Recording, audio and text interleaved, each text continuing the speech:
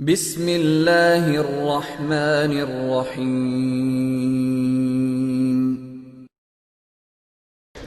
اب میں دعوت خطاب دے رہا ہوں ہمارے ملک پاکستان کے مشہور خطیب، اتحاد اہل سنت والجماعت ضلع ٹوبہ ٹیکسنگ کے امیر، ماموں کانجر میں جامعہ امام اعظم ابو حنیفہ کے محتمم حضرت مولانا عبدالقدوس گجر دامت برکاتہم کو کہ وہ تشریف لائیں اور اپنا خطاب ارشاد فرمائیں۔ نحمدہ و نصلی علی رسولہ الکریم، اما بعد، اعوذ باللہ من الشیطان الرجیم، بسم اللہ الرحمن الرحیم۔ هو الذی ارسل رسولہ بالہدی ودین الحق لیظہرہ علی الدین کلہ ولو کرہ المشرکون۔ صدق اللہ العظیم وصدق رسولہ النبی الکریم، ونحن علی ذلک لمن الشاہدین والشاکرین والحمد للہ رب العالمین۔ میرے نہایت ہی واجب الاحترام اسٹیج پہ تشریف فرما حضرات علماء کرام، دیگر عزیز بزرگوں، دوستو، بھائیوں، آج یہ ہمارے مرکز اتحاد اہل سنت والجماعت کا 5واں سالانہ اجتماع، اللہ تبارک و تعالیٰ سے دعا ہے اللہ پاک میرا آپ کا یہاں پہ آنا، سننا، سنانا اپنے بارگاہ میں قبول و منظور فرمائے۔ میرے بھائیوں، حضرات نے حکم دیا کہ قیام پاکستان اور خدمات علماء دیوبند کے حوالے سے میں آپ کے سامنے گفتگو کروں۔ اگرچہ یہ عنوان بہت لمبا ہے اور اس کے لیے وقت بھی کافی چاہیے، لیکن میں نہایت ہی اختصار کے ساتھ چند منٹوں میں اپنی بات کا خلاصہ آپ حضرات کے گوش گزار کروں گا۔ قیام پاکستان کے لیے علماء دیوبند کی کیا خدمات ہیں، اس پر میں آغاز کلام کرنے سے پہلے ایک اعتراض اور سوال کی طرف آپ کی توجہ دلوانا چاہتا ہوں۔ آپ حضرات نے اکثر و بیشتر دیکھا ہوگا کہ کچھ جاہل ملا جن کے سینے میں علماء دیوبند کا بغض ہے، وہ یہ اعتراض کرتے ہوئے نظر آتے ہیں کہ علماء دیوبند پاکستان کے قیام کے حق میں نہیں تھے۔ ان بیچارے جاہلوں کو تو اتنا بھی نہیں پتا، وَتُعِزُّ مَن تَشَاءُ وَتُذِلُّ مَن تَشَاءُ بِيَدِكَ الْخَيْرُ، کہ عزت ذلت اللہ کے ہاتھ میں، جسے اللہ عزت دے اسے ذلیل کوئی نہیں کر سکتا۔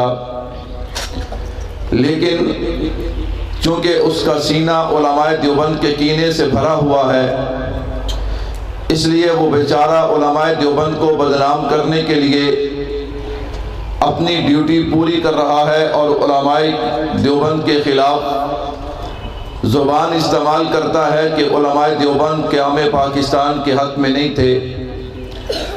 اب ہمارے وہ دوست کہ جنہیں اس حقیقت کا علم نہیں، وہ ان کے بیجا اعتراض سن کے پریشان ہو جاتے ہیں۔ میں نے اس سوال کی طرف آپ کی توجہ اس لیے دلوائی کہ قیام پاکستان آپ کو اس عنوان سے مناسبت نہیں، لیکن ہمارا دشمن ہمیں بدنام کرنے کی کوشش کر رہا ہے، اور وہ ہر جگہ کہتا ہے کہ علماء دیوبند، کبھی کہتا ہے یہ استحکام پاکستان نہیں چاہتے اس لیے کہ یہ قیام پاکستان نہیں چاہتے تھے۔ اس اعتراض کو ذہن میں رکھیے گا۔ میں نہایت ہی اختصار کے ساتھ چند منٹوں میں آپ حضرات کے سامنے قیام پاکستان کی حقیقت لانا چاہتا ہوں، اور میرے اکابر نے قیام پاکستان کے لیے کیا قربانیاں پیش کی ہیں۔ میرے بھائیوں، قیام پاکستان کے لیے 4 بڑی تحریکیں چلی۔ میں نے عرض کیا کہ عنوان بہت طویل ہے، لیکن وقت نہایت ہی مختصر، میں اشارتاً بات کرتا جاؤں گا تاکہ وہ جاہل ملا جو ہماری قوم کا علماء دیوبند کے حوالے سے ذہن خراب کرنا چاہتا ہے، اس کو نہایت ہی اچھا اور احسن جواب ملے، تاکہ پھر اس جاہل ملا اور اس کی نسل کو دوبارہ علماء دیوبند پہ اعتراض کرنے کی جرت نہ ہو۔ تو میں نے عرض کیا کہ قیام پاکستان کے حوالے سے 4 بڑی تحریکیں چلیں۔ سب سے پہلی تاریخ 1818 میں چلی۔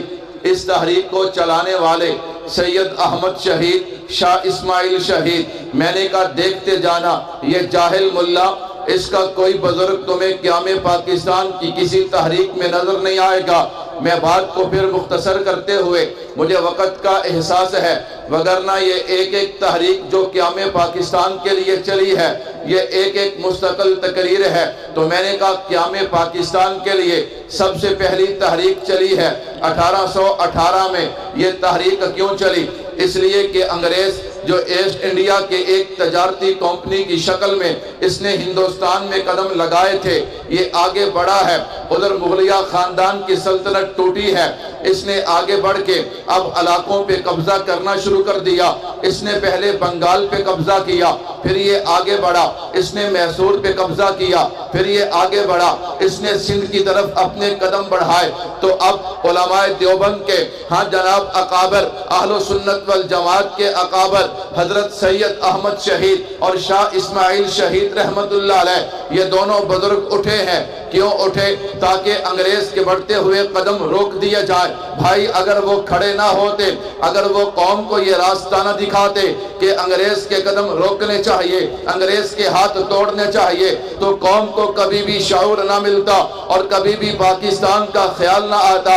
خیر سب سے پہلی تحریک 1818 میں چلی ہے، لیکن بالا کوٹ کے میدان میں، بالا کوٹ کے پہاڑوں پہ ان بزرگوں کو شہید کر دیا گیا۔ اب مسلمان قوم سوچ رہی تھی شاید ان کے بعد اب کوئی آزادی کا نام نہیں لے گا، اب ان کے بعد کوئی انگریز کی آنکھوں میں آنکھیں نہیں ڈالے گا، اب ان کے بعد کوئی انگریز کے راستے میں رکاوٹ نہیں بنے گا۔ لیکن یہ قوم کی بھول تھی، اس لیے کہ جو تحریکیں اخلاص کی بنیاد پہ ہوا کرتی ہیں، عروج زوال آیا کرتے ہیں، ہاں صبح و شام آیا کرتی ہے، لیکن جو اخلاص کی بنیاد پہ تحریکیں اٹھتی ہیں وہ کبھی ختم نہیں ہوا کرتی، وہ وقتی طور پہ دبا ضرور کرتی ہیں۔ اس لیے کہ اسلام کی فطرت میں قدرت نے لچک دی ہے، اتنا ہی یہ ابھرے گا جتنا کہ دبا دیں گے۔ ہاں بالا کوٹ کے میدانوں کو سجا دیا، بالا کوٹ کے پہاڑوں کو اپنے خون سے رنگین کر دیا، لیکن پیغام دے دیا کہ یہ شہداء کا خون ہے، یہ ایک نہ ایک دن رنگ لائے گا۔ ہاں ان کے شہید ہونے کے بعد انگریز آگے بڑھا ہے، اس نے پھر سندھ پہ بھی قبضہ کیا، اس نے پنجاب پہ بھی قبضہ کیا۔ اب جنوبی ایشیا میں انگریز کی حکمرانی ہے۔ 1857 ہاں 1857 تک انگریز پورے جنوبی ایشیا پہ چھا گیا۔ تو میں نے کہا یہ پہلی تحریک ہے، اس تحریک میں کوئی اور نظر نہیں آتا، اگر نظر آتے ہیں تو اکابرین علماء دیوبند نظر آتے ہیں۔ بات سمجھ آ رہی ہے نا جی؟ سمجھ آ رہی ہے نا بات؟ ہاتھ کھڑے کرو ماشاءاللہ، سمجھ آ رہی ہے نا؟ میں نے کہا توجہ رکھنا بھائیو، یہ پہلا دور، یہ پہلی تحریک ہے۔ 1857 تک انگریز پورے جنوبی ایشیا پہ چھا چکا تھا، جنوبی ایشیا کو اس نے اپنے ہاتھ میں لے لیا۔ اب ساری دنیا خاموش ہے، پھر تحریک کا آغاز ہوتا ہے۔ تحریک کے آغاز کا سبب کیا؟ میں نے کہا اگر میں ان باتوں میں جاؤں تو پھر لمبا وقت چاہیے۔ ہاں تحریک اٹھی ہے، بہادر شاہ ظفر کو سامنے لایا گیا۔ کیوں لایا گیا؟ علماء کہاں پہ گئے تھے؟ میں نے کہا اس لیے اسے سامنے لایا گیا، اگر کوئی اور اٹھتا تو بغاوت شمار ہوتی تھی، لیکن بہادر شاہ ظفر یہ تو بادشاہ تھا۔ یہ علیحدہ بات ہے کہ اس کی بادشاہت صرف دلی تک، اس کا حکم صرف دلی تک چلتا تھا۔ یہ تفصیل طلب باتیں ہیں، میں وقت بچانا چاہتا ہوں۔ بہادر شاہ ظفر کو سامنے رکھا گیا، پھر تحریک کا آغاز ہوتا ہے۔ قیام پاکستان کے لیے دوسری تحریک چلی ہے، یہ تحریک آزادی ہند کے نام سے مشہور ہوتی ہے۔ ہاں یہ تحریک چلی ہے، اس تحریک کا امیر کون بنا؟ میں نے کہا اس جاہل ملا کو سامنے رکھنا جو علماء دیوبند پہ اعتراض کرتا ہے، اس سے پوچھنا تحریک آزادی ہند چلی ہے، اس کا امیر کون تھا؟ جواب ملے گا امیر حاجی امداد اللہ مہاجر مکی رحمت اللہ علیہ تھے۔ میں نے کہا اس سے پوچھنا جو علماء دیوبند پہ اعتراض کرتا ہے اس تحریک کا سپاہ سالار کون تھا؟ پھر جواب ملے گا قاسم العلوم والخیرات حضرت مولانا محمد قاسم نانوتوی رحمت اللہ علیہ تھے۔ پھر اس سے پوچھنا اس سپاہ سلال کے نیچے کام کرنے والے مجاہدین کی صفے اول میں کون تھا؟ پھر جواب ملے گا کہ حافظ محمد ضامن شہید رحمت اللہ علیہ۔ پھر پوچھنا یہ تحریک آزادی ہند جو چلی ہے، ہاں جس نے شاملی کا میدان سجایا ہے، جس نے تھانہ بھون سے اپنی تحریک کا آغاز کیا،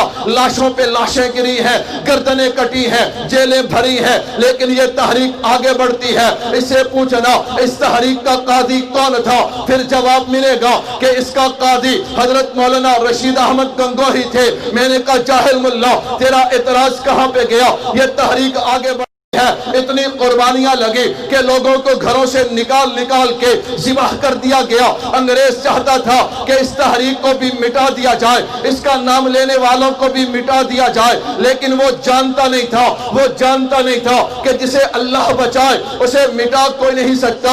پھر ایک دفعہ انگریز دلی پہ قابض ہو جاتا ہے، تحریک پھر دب جاتی ہے۔ ہاں اب پھر تحریک دبی ہے، اب پھر لوگوں کا وہی ذہن ہے کہ اب دوبارہ تحریک نہیں اٹھے گی، لیکن وہ جانتے نہیں تھے یہ شہداء کا خون رنگ لائے گا۔ شہداء کا خون جو ہے یہ اس سرزمین پہ بہہ چکا ہے، اب یہاں پہ انگریز رہ نہیں سکتا۔ تحریک آگے بڑھتی ہے۔ پھر برطانیہ نے ایک عجیب قدم اٹھایا، اس نے جناب والا جہاں جنوبی ایشیا پہ قبضہ کیا، وہیں مسلمانوں کے ایمان پہ بھی ڈاکہ ڈالنا چاہا۔ پھر اللہ نے حضرت مولانا قاسم نانوتوی رحمت اللہ علیہ کو کھڑا کیا، جنہوں نے دارالعلوم دیوبند بنایا اور اعلان کیا کہ میری خواہش یہ ہے کہ یہاں سے نکلنے والا ہر سرخیل، یہاں سے تیار ہونے والا ہر مجاہد انگریز کی اینٹ سے اینٹ پہ جا دے، انگریز کا دنیا میں جینا حرام کر دے۔ میں نے کہا الحمدللہ تحریک آزادی ہند کو مٹانے والا پچھتا رہا ہے، آج دیوبند بھی واقعی ہے، دیوبند والے بھی۔ میں نے کہا تحریک چلی، تیسری تحریک قیام پاکستان کے لیے، جسے تحریک ریشمی رومال کہا جاتا ہے۔ اس تحریک کے بانی کون؟ میں نے کہا غور سے دیکھ، اس جاہل ملا سے پوچھ، یہ بتائے گا کہ اس تحریک کے بانی پھر شیخ الہند حضرت مولانا محمود الحسن دیوبندی رحمت اللہ علیہ تھے۔ میں نے کہا ہاں، میں تفصیل میں جاؤں تو لمبا وقت چاہیے۔ پھر چوتھی تحریک چلتی ہے، یہ تحریکیں اپنے اپنے وقت میں چلی۔ میں نے کہا اگر یہ تحریکیں نہ چلتی پھر پاکستان کا تو خیال ہی پیدا نہیں ہو سکتا تھا۔ ہاں جناب انگریز قابض تھا، جب تک انگریز سے جان نہ چھوٹتی پاکستان کا تصور بھی نہیں کیا جا سکتا تھا۔ ہاں بھائیو، پھر چوتھی تحریک چلتی ہے قیام پاکستان کے لیے۔ 1906 میں آل انڈیا مسلم لیگ بنتی ہے، 1913 میں مسٹر جناح اس میں شامل ہوتے ہیں۔ ہاں جناب والا 1930 میں علامہ اقبال تصور پاکستان پیش کرتے ہیں، 1940 کو قرارداد پاکستان پیش ہوتی ہے، 1947 کو پاکستان بنتا ہے۔ میں نے کہا ہاں یہ تو پاکستان بنانا، لیکن جو جاہل ملا کا اعتراض تھا کہ علماء دیوبند پاکستان بنانے کے حق میں نہیں تھے، میں نے کہا اس کے سوال کا جواب بھی تو لیتا جانا۔ میں نے کہا ہاں یہ کہتا ہے کہ پاکستان بنانے کے حق میں نہیں تھے۔ میں نے کہا مسٹر جناح سے پوچھ لیتے ہیں، جسے میں اور آپ قائد اعظم کہتے ہیں، ہاں جو پاکستان کے بانی ہے۔ مسٹر جناح کے پاس کچھ لوگ آئے، کہا حضرت آپ پاکستان بنانا چاہتے ہیں، کچھ علماء آپ کے خلاف ہیں، آپ کا کیا بنے گا؟ اس نے کہا مجھے کوئی پریشانی نہیں، اس لیے کہ میرے پاس ایک ایسا عالم ہے پاکستان بنانے کی تائید کرنے والا، ایک ایسا عالم ہے کہ اگر اس کے علم کو سارے علماء پہ تقسیم کر دیا جائے تو سارے علماء مل کے اس کے علم کا مقابلہ نہیں کر سکتے۔ اور پتا جاہل ملا وہ عالم کون تھا؟ میں نے کہا جواب آتا ہے، وہ عالم حضرت مولانا محمد اشرف علی تھانوی رحمت اللہ علیہ تھے۔ میں نے کہا کہاں گیا؟ کہتا تھا جی دیوبند والے پاکستان کے قیام کے حق میں نہیں۔ میں نے کہا حضرت مولانا اشرف علی تھانوی رحمت اللہ علیہ کے بارے میں مسٹر جناح نے کہا مجھے کوئی پرواہ نہیں، میرے پاس ایک ایسا عالم ہے جو پاکستان بننے کی تائید کرتا ہے، اگر اس کے علم کا مقابلہ سارے علماء سے کیا جائے تو کوئی اس کے علم کا مقابلہ کر سکتا؟ میں نے کہا آگے چلیے۔ کہتا جی نہیں جی علماء دیوبند اعتراض کرتے تھے، علماء دیوبند قیام پاکستان نہیں چاہتے تھے۔ میں نے کہا بیٹا ہم چھپاتے نہیں ہیں، اس لیے کہ ہمارے دامن میں کوئی داغ نہیں ہے۔ میں نے کہا ہاں جب قیام پاکستان کا عمل آیا علماء دیوبند کے دو نظریے تھے، علماء دیوبند کی دو رائے تھی۔ ایک رائے حضرت تھانوی رحمت اللہ علیہ اور آپ کے مریدین کی کہ ہر حال میں پاکستان بننا چاہیے، جیسا بھی پاکستان بنتا ہے یہ پاکستان بننا چاہیے۔ لیکن دوسرا نظریہ حضرت بخاری حضرت مدنی کا تھا۔ سنو بھائیو، ان کا نظریہ کیا تھا؟ وہ یہ نہیں کہتے تھے کہ پاکستان نہیں بننا چاہیے، بلکہ ان کی رائے یہ تھی اور لوگوں یہ کلمہ، یہ پاکستان جو ہے اس کی بنیاد کلمے کو بنایا جا رہا ہے، ہم کلمے کے نام پہ اپنا سب کچھ قربان کر دیں گے، اپنے گھر بار چھوڑ دیں گے، لاکھوں قربانیاں دینے پڑے گی۔ لیکن جو لوگ ہمیں پاکستان بنا کے دینا چاہتے ہیں ان بیچاروں کا نعرہ تو یہ ہے کہ ہم پاکستان میں اسلامی قانون لے کے آئیں گے، لیکن ان کی اپنی حالت یہ ہے کہ یہ اپنے وجود پہ اسلام لاگو نہیں کر سکتے۔ ان کی حالت یہ ہے یہ اپنے گھر میں اسلام لاگو نہیں کر سکتے۔ جو اپنے وجود پہ اسلام لاگو نہیں کر سکتا، جو اپنے گھر میں اسلام لاگو نہیں کر سکتا، وہ ملک کو نظام کیا دے گا؟ یہ ہمارے اکابر کی رائے تھی۔ اور بھائی رائے تو ہر کسی کا حق ہوتا ہے، رائے دینے میں کوئی حرج نہیں ہوتا اور رائے کو اختلاف نہیں کہا جاتا۔ جب رائے دی جاتی ہے اگر مان لی جائے تو بھی ٹھیک ہے، اگر نہ مانی جائے۔ میں نے کہا رائے، حضور جنازہ پڑھانے کے لیے جا رہے ہیں، حضرت عمر آئے، آقا نہ جائیے، عمر پڑھاؤں گا۔ جب حضور پڑھانے لگے تو عمر پیچھے کھڑے ہیں۔ میں نے کہا رائے دی ہے، رائے میں کوئی ایسا اختلاف نہیں ہے۔ میں نے کہا میرے اکابر نے رائے دی ہے۔ یہ لوگ جو ہمیں اس وقت کہہ رہے تھے کہ ہم پاکستان بنائیں گے، اسلامی قانون لائیں گے، میرے اکابر نے خدشہ ظاہر کیا۔ میں نے کہا بتاؤ نا، مجھے اور آپ کو تو آج خدشہ ہے نا کہ 65 سال گزر گئے ہمیں اسلامی قانون نہیں ملا۔ میرے اکابر نے اپنی حکمت اور بصیرت سے اس وقت بتا دیا تھا کہ تمہیں جو پاکستان دیا جا رہا ہے یہاں اسلامی قانون نہیں آئے گا۔ میں اور آپ آج کہہ رہے ہیں، انہوں نے اپنی حکمت بصیرت سے اس وقت کہہ دیا۔ لیکن جب پاکستان بن گیا، رائے تھی نا، جب پاکستان بن گیا حضرت مدنی نے حضرت لاہوری کو خط لکھا ہے، کہا ہاں میری رائے تھی اب پاکستان نہ بنے لیکن پاکستان بن گیا، میری رائے تو ایک رائے تھی۔ خط میں کیا لکھا ہے؟ کہا لاہوری یہ پاکستان ایک اسلامی ریاست کی صورت میں منظر عام پہ آیا ہے، اب اس کی حیثیت ایک مسجد کی ہے۔ ہاں جناب، اس ملک کی حفاظت کرنا ایک دینی فریضہ ہے، اس کی حفاظت کرنا ایک دینی۔ یہ حضرت مدنی کہہ رہے ہیں۔ کون کہہ رہے ہیں؟ اور حضرت بخاری رحمت اللہ علیہ نے تو کمال کر دیا۔ تارا سنگھ مسٹر جناب کو چیلنج کرتا ہے، پاکستان بنا، تارا سنگھ مسٹر جناب کو چیلنج کرتا ہے، دھمکی دیتا ہے۔ حضرت بخاری نے کہا تارا سنگھ ہوش کر، تو سمجھتا ہے اگر تو دھمکی دے کے تلوار اٹھائے گا تیری تلوار کا مقابلہ کرنے والا مسٹر جنا نہیں بلکہ عطا اللہ شاہ بخاری ہوگا۔ میں نے کہا اعتراض کرنا آسان ہے، اس جاہل ملا کو کیا پتا، یہ تو ٹوٹی کے لیے پیدا کیا۔ میں نے کہا دیکھ سید اسماعیل شہید، سید احمد شہید کی تحریکیں ناکام کیوں ہوئی؟ اس لیے کہ ان پہ اس وقت جناب وہابی ہونے کا الزام لگایا گیا۔ تحریک ریشمی رومال ناکام کیوں ہوئی؟ اسی وقت انگریز نے جو اپنے ایجنٹ تیار کیے ہوئے تھے اس نے علماء دیوبند پہ نعوذ باللہ نبی کے گستاخ ہونے کے فتوے لگائے۔ میں نے کہا ہاں اس بیچارے کا تو کام ہے، اس کی تو ڈیوٹی ہے علماء دیوبند کو بدنام کرنا، لیکن یہ جتنا بھی بدنام کرے گا جسے اللہ عزت دے اسے کوئی ذلیل کر سکتا۔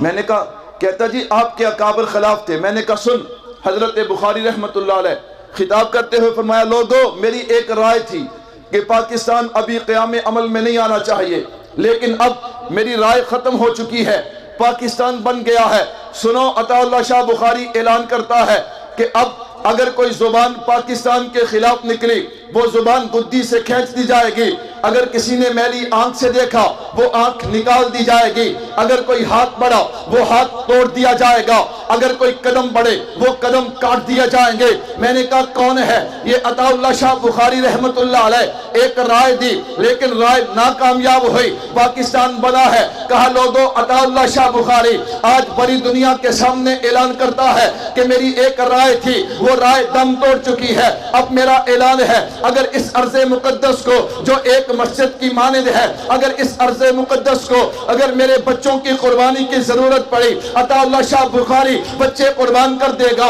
اگر میرے مال کی ضرورت پڑی اپنا مال بھی قربان کر دے گا. اگر حتیٰ کہ میری جان کی ضرورت پڑی عطا اللہ شاہ بخاری اپنی جان بھی قربان کر دے گا. میں نے کہا کہنا آسان ہے لیکن چھوڑ، یہ تو جاہل ملا ہے. میں تجھے مسٹر جناح کے دروازے پہ لے جاتا ہوں. ہاں مسٹر جناح جو بانی پاکستان ہے، ذرا ان سے پوچھتے ہیں نا. میں نے کہا بتائیے، آج کچھ جاہل ملا کہتے ہیں کہ پاکستان بننے کے حق میں علماء دیوبند نہیں تھے. اس نے کہا تمہیں کس نے کہا؟ میں نے کہا آپ بتائیے نا. اس نے کہا میں تو بتا چکا ہوں. ہاں مغربی پاکستان میں حضرت مولانا شبیر احمد عثمانی کے ہاتھ سے پاکستان کا پرچم بلند کروا کے، اور مشرقی پاکستان میں حضرت مولانا ظفر احمد عثمانی کے ہاتھ سے پرچم بلند کرا کے میں تو بتا چکا ہوں کہ یہ پاکستان بنانے والے ہیں، یہ پاکستان کے لیے قربانی دینے والے ہیں. اور میں نے کہا بھائی نانا، پاکستان کے دستور سازی کی باری آئی ہے اور جاہل ملا تجھے نہیں بلایا گیا.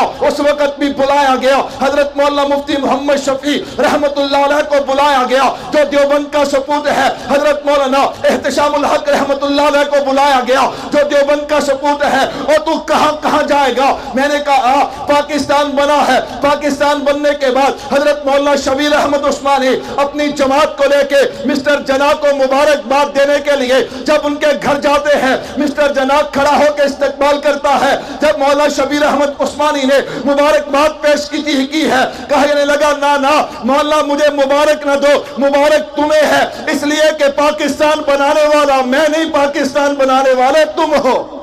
میں نے کہا مولوی بتا، تیرا اعتراض تو مسٹر جناح نے دور کر دیا، لیکن تیرے حصے میں صرف اور صرف حسد آیا ہے، بغض آیا ہے. تیرے حسد سے کچھ ہونے والا.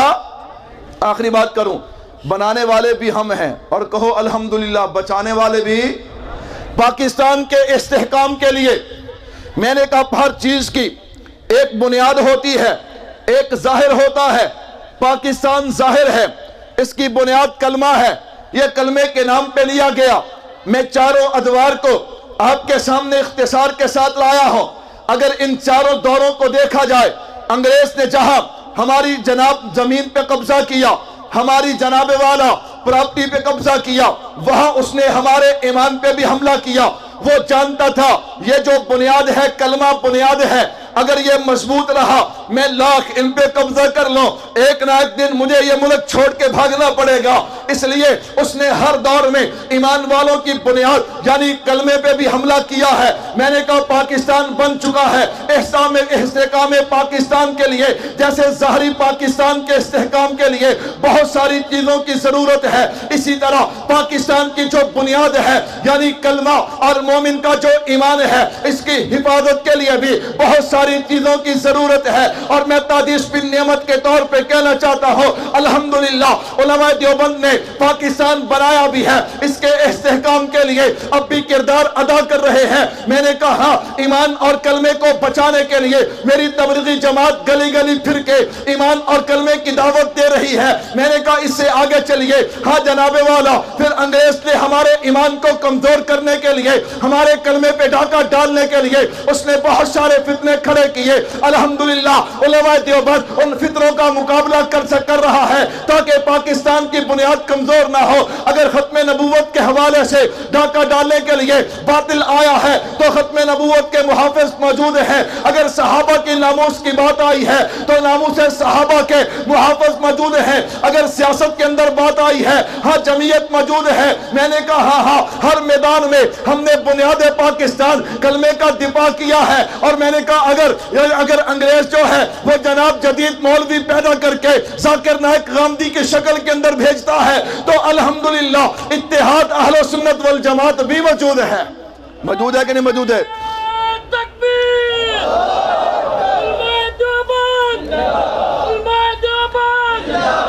آخری بات کر کے بات ختم کروں. پاکستان بنانے والے کون؟ بولو بھائی، اب کوئی نہیں کچھ کہہ، بولو. یہ اتفاق کی بات ہے. کون؟ نہیں بولتے. پیچھے والے دیوبندی نہیں، سارے بولو. کون؟ اور پاکستان بچانے کی کوشش کرنے والے کون؟ میں نے کہا ہاں بنانے کے لیے بھی ہم نے جانیں دی ہیں، بچانے کے لیے بھی ہم جانیں دے رہے ہیں. ہم وہ نہیں کہ اگر کوئی 1 2 4 مر جائیں پورے ملک کا نظام خراب کر دیا جائے، پورے ملک کو جام کر دیا جائے۔ ہم نے معصوم بچوں کی لاشیں بھی اٹھائی ہیں، ہم نے طلباء کی لاشیں بھی اٹھائی ہیں، ہم نے اپنے بزرگوں کی لاشیں بھی اٹھائی ہیں، لیکن اس کے باوجود ہم نے اپنے ملک میں بد امنی نہیں پھیلائی، ہم نے اپنے ملک کے لوگوں کو پریشان نہیں کیا۔ کیوں؟ اس لیے کہ ہم دیوبندی، ہم پاکستان بنانے والے بھی ہیں، پاکستان بچانے والے بھی ہیں، پاکستان بنانے کے لیے بھی ہم نے قربانیاں دی ہیں، پاکستان بچانے کے لیے بھی ہم قربانیاں دے رہے ہیں، لیکن ابھی بھی ہمارے جذبات سرد نہیں۔ اگر میرے ملک نے جان مانگی ہم جان دیں گے، مال مانگا مال دیں گے۔ تو پھر میں کہنا چاہتا ہوں، ہری ہے شاخ تمنا، ابھی جلی تو نہیں، دبی ہے آگے جگر مگر بجھی تو نہیں۔ وفا کی تیغ سے گردن وفا شعاروں کی کٹی ہے برسر میدان مگر اللہ ملک کی توفیق عطا فرمائے۔